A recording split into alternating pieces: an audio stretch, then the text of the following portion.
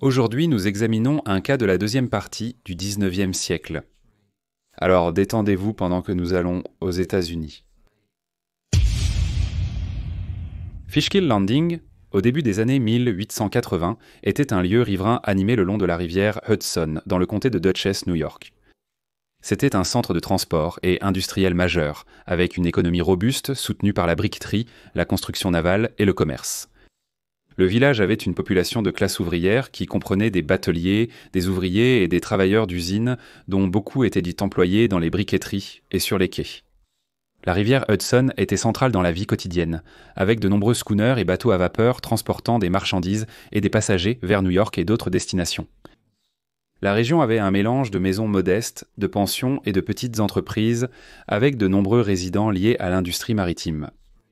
Bien que le village avait un grand sens de la communauté, il y avait parfois ce qui était décrit comme une atmosphère rude, car les disputes et les tensions se déroulaient souvent en public. L'une des familles de bateliers les plus connues était les Pay. Mill William Pay avait été capitaine de rivière, mais il était décédé en 1875, et ses fils David, John et Childs ont tous pris la rivière tôt. Et sont devenus capitaines de leur propre navire. C'étaient des hommes robustes. Tous avaient la réputation d'être sauvages dans leurs jeunes années. Mais en 1882, ils avaient abandonné leurs manières indisciplinées et étaient là tout devenus membres de l'église méthodiste. David Pay était très connu. Devenu veuf en 1870 après le décès de sa femme, il dut élever seul leur fille Grace.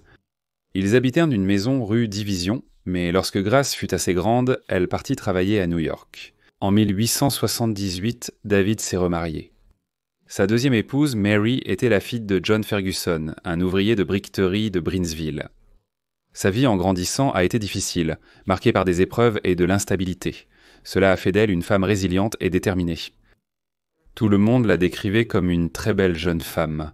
Elle était mince, avait les cheveux châtain clair et de beaux yeux. Elle était aussi 22 ans plus jeune que son mari.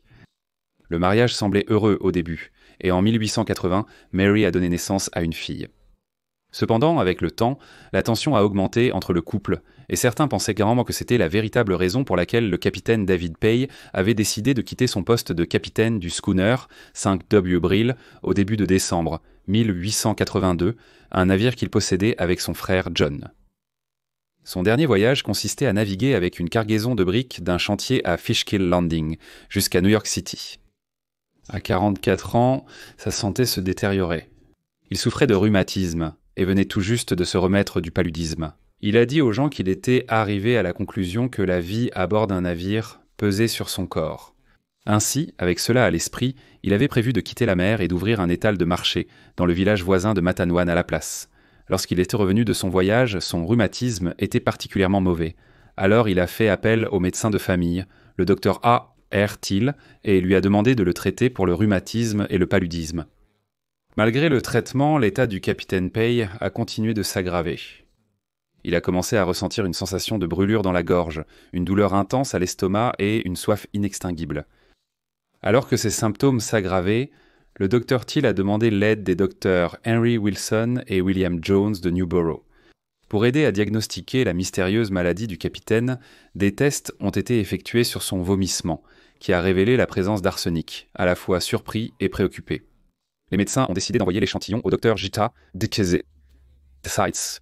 Afin d'obtenir une deuxième opinion, les tests du docteur Seitz ont confirmé leurs craintes. Le capitaine David Pay était bel et bien empoisonné à l'arsenic. À ce stade, il souffrait d'une douleur atroce et sa santé se dégradait rapidement. Les médecins avaient très peu d'espoir pour sa guérison et l'ont donc informé à contre-cœur du sombre pronostic malgré l'aggravation de son état. Le capitaine Pay était pleinement conscient de la situation et comprenait ce qui l'attendait. Il a pris des dispositions pour mettre de l'ordre dans ses affaires. Il a autorisé son frère John à retirer l'argent qu'il avait à la banque. À ce stade, il était trop faible pour même lever un stylo, mais il a réussi à trouver assez de force pour le toucher légèrement pendant que John écrivait soigneusement son nom en son nom. C'était comme si c'était son dernier acte, même si sa force continuait de s'estomper.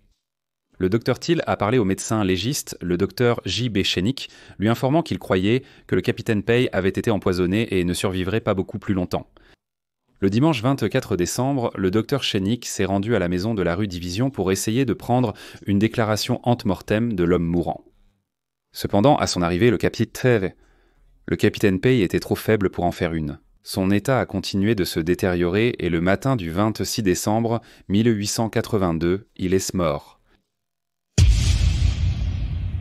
En apprenant la mort, le médecin légiste a convoqué un jury pour mener une enquête et les a conduits à la maison pour voir le défunt. En entrant, ils ont trouvé la veuve du capitaine Pay, Madame Mary Pay, assise solennellement à côté de son défunt mari, gardant une veille silencieuse. Son visage était marqué de tristesse, et elle pleurait ouvertement. Pourtant, des murmures de doute se propageaient parmi les présents.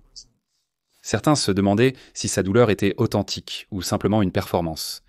Un soupçon sur ses véritables émotions planait sur la scène sombre. Le même jour, les docteurs Henry Slack, A. R. Thiel, G. Morey et Henry Charles Wilson ont effectué une autopsie. Les traces d'arsenic étaient enfin suffisamment fortes pour les convaincre que la mort de l'homme avait été causée par du poison. Des parties des poumons, de l'estomac, du foie et des intestins ont ensuite toutes été transportées à New York pour être analysées par le docteur Edward G. Love, alors que la nouvelle de la mort du capitaine Pay se répandait. La communauté a rapidement spéculé sur le décès soudain d'un homme qui venait tout juste de se remettre du paludisme et qui avait toujours semblé être fort et en bonne santé. Des rumeurs ont commencé à circuler sur la nature troublée de son mariage avec sa jeune épouse et il a été suggéré qu'à la fin de novembre, elle avait quitté le domicile conjugal pour ne revenir qu'après que les deux parties aient accepté de signer un accord en présence d'un juge de paix.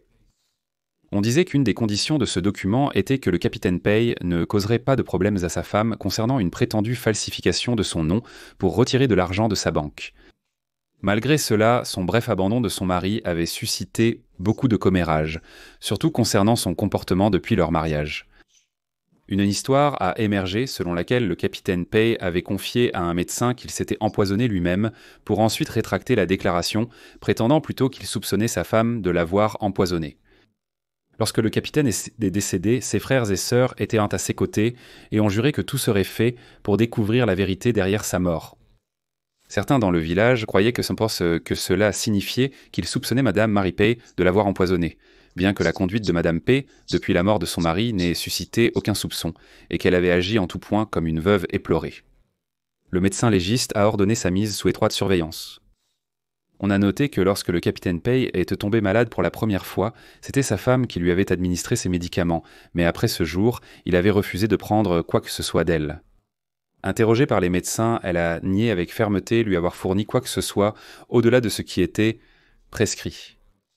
Cependant, des murmures de soupçons plus sombres ont continué à se propager. Une rumeur prétendait que le lundi soir, alors que le capitaine Pay suffoquait, un membre du ménage a réveillé Madame Pay pour lui dire que son mari était en train de mourir. On dit que sa réponse était d'une indifférence glaçante, et tout ce qu'elle pouvait dire était « Et alors, qu'est-ce que ça peut faire ?» Ces rumeurs n'ont fait qu'alimenter les soupçons qui entouraient. Suite à la remarque présumée, une fouille des lieux a été effectuée. Les commères ont ensuite prétendu que les enquêteurs avaient récupéré des cendres d'un tas de déchets et un morceau de tarte, toujours enveloppé dans du papier, qui serait testé pour des traces d'arsenic. Cependant, lorsque le docteur Thiel a été interrogé à ce sujet, il est resté muet, ne confirmant ni démentant les rumeurs qui tenaient maintenant le village en haleine. Les funérailles du capitaine David Pay ont eu lieu l'après-midi du jeudi 28 décembre à l'église méthodiste de Matyawan. La communauté s'est rassemblée pour dire adieu à un homme qui avait passé toute sa vie à Fishkill Landing. Sa veuve Mary semblait visiblement éplorée alors qu'elle était assise parmi les personnes en deuil. De nombreuses personnes ont assisté à la fois au service religieux et à l'enterrement, leur présence témoignant de l'impact de sa vie et des questions entourant sa mort.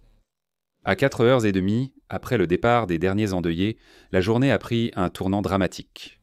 Madame Pay a été placée en état d'arrestation et amenée devant le juge W.O. Harris. Elle a été accusée d'avoir administré de l'arsenic à son mari, ce qui a causé sa mort. Cependant, elle n'a pas été incarcérée sur le champ. Au lieu de cela, on lui a dit qu'elle serait autorisée à rentrer chez elle pour la nuit, bien que sous la surveillance stricte d'un officier. L'enquête a commencé le lendemain matin, avec Millil H. Bantis nommé pour représenter Millil Mepay et Millil John F. Sholister représentant le procureur du district, G. et Millil Oreille. Le médecin qui avait assisté le docteur Slack lors de l'autopsie a été le premier témoin. Il a déclaré qu'aucun des organes du défunt ne semblait anormal, à l'exception de l'estomac, qui était très congestionné. Il a ajouté que cet état pourrait avoir été causé par un poison irritant. Cette découverte a été plus tard confirmée par le docteur Slack, qui a convenu que l'état de l'estomac suggérait fortement la présence d'un poison irritant. Le prochain témoin était William Pay. Le neveu de l'homme décédé, il a déclaré que lors de la fouille de la propriété de son oncle, on lui a demandé de vérifier le puits. Ici, il a dit qu'il avait trouvé un bâton avec un chiffon noué à chaque extrémité, formant un petit sac de fortune. Il a ensuite dit à l'enquête que le contenu de ce sac n'avait jamais été testé. Les problèmes profondément ancrés au sein du mariage Pay ont été mis à nu pour tous, alors qu'un témoignage de témoins a dressé un tableau de discorde, de trahison et de tensions non résolues qui avait tourmenté le couple dans les mois précédant la mort du capitaine Pay. Monsieur Alan Horton, qui vivait près de la résidence de Monsieur et Madame Pay, a témoigné que le capitaine Pay lui avait payé pour 5 jours de pension pour Madame Pay dans sa maison au début de décembre. Il a dit qu'il avait fait cela parce que Madame Pay avait brusquement quitté le domicile conjugal, mais a ajouté qu'après 5 jours, elle était retournée vivre avec son mari. Monsieur Amos Luther était un autre témoin. Il a informé l'enquête que le capitaine Pay était venu le voir quelques semaines avant sa mort pour solliciter ses conseils et son aide concernant ses problèmes conjugaux. Monsieur Luther a déclaré qu'après cela, il est allé parler à Madame Pay et lui a demandé de rencontrer son mari pour essayer de réconcilier leurs différences et de restaurer leur vie formelle ensemble. Puis, avec un soupir, il a dit que ses efforts étaient en vain. Interrogé sur d'autres propos du capitaine Pay, M. Luther a répondu par l'affirmative. Puis, regardant le jury, il a expliqué qu'il avait montré des zones de la maison où Madame Pay avait enlevé des meubles et de la literie, et avait apparemment emporté les articles chez les Horton. William Dingy, qui habitait en face des Pay, a témoigné qu'il avait rendu visite au capitaine Pay tous les jours pendant les 5 derniers jours de sa maladie. Il a dit que le capitaine Pay lui avait dit qu'il croyait qu'il avait été empoisonné, bien qu'il n'accuse personne directement ou n'exprime de méfiance envers sa femme. Cependant, M. Dingy a dit que le capitaine Pay avait soupçonné qu'une femme d'un homme nommé Charlie Roth, qui vivait à New York, avait essayé de retourner Madame Pay contre lui. Il a expliqué que Madame Roth avait écrit des lettres à son encontre, alléguant que le capitaine Pay avait fréquemment visité des endroits peu recommandables de la ville, associés à des femmes douteuses, et avait dilapidé son argent. M. Dingy a ajouté que le capitaine Pay a nié ces allégations et il croyait qu'il avait toujours été un homme honorable. Avant de quitter la barre, M. Dingy a rappelé que Madame Pay avait une fois mentionné que M. et Madame Roth lui avaient donné du poison pour punaise d'écoute de lit, mais elle prétendait l'avoir jeté. Lorsqu'on a demandé à M. Dingy pourquoi il pensait que M. et Madame Pay avaient connu un mariage tumultueux, il a répondu que selon lui, les problèmes du couple provenaient de la relation de Madame Pay avec un homme nommé William Crawford, qui louait une chambre chez M. et Madame Horton.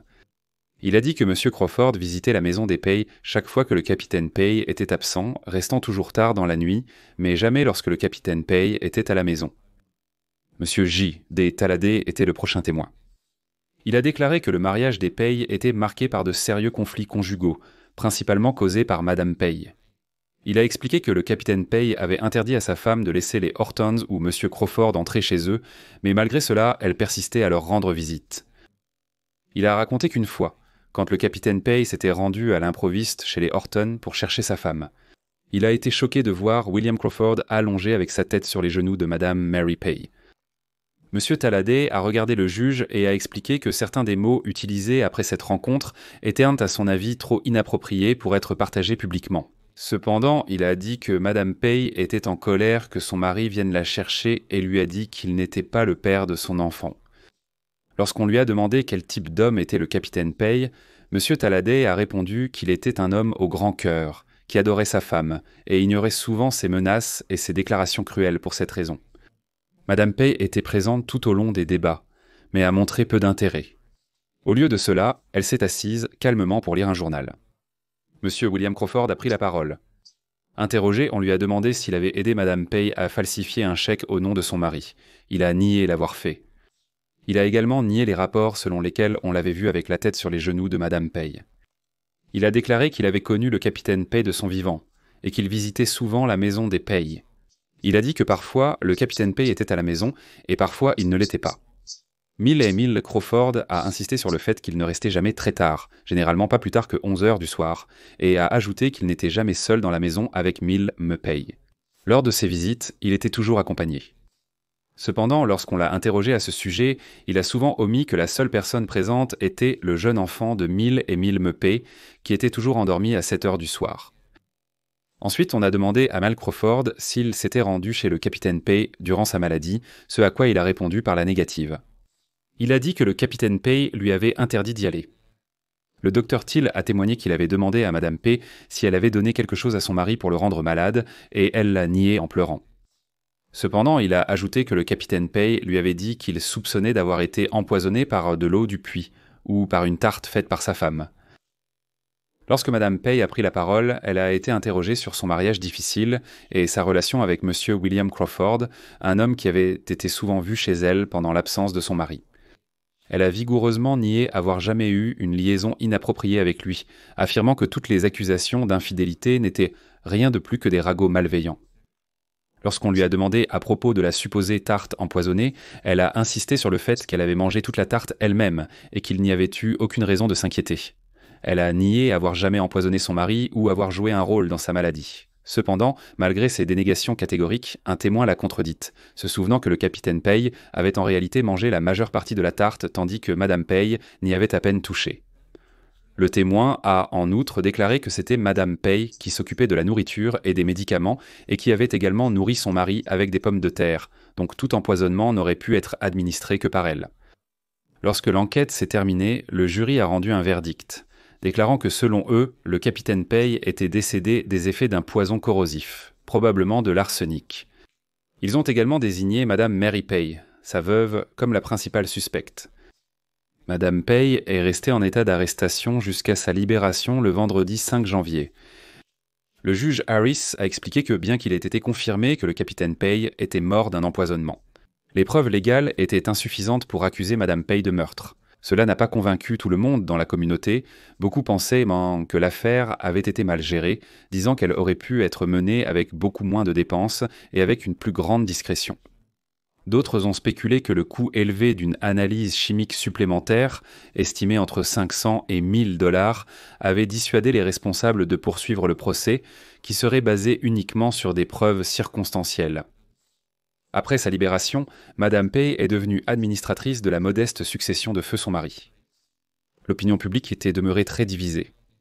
Certains étaient fin convaincus qu'elle avait échappé à la justice en raison du manque de preuves directes, tandis que d'autres se demandaient si les autorités avaient en fait assez pour découvrir la vérité.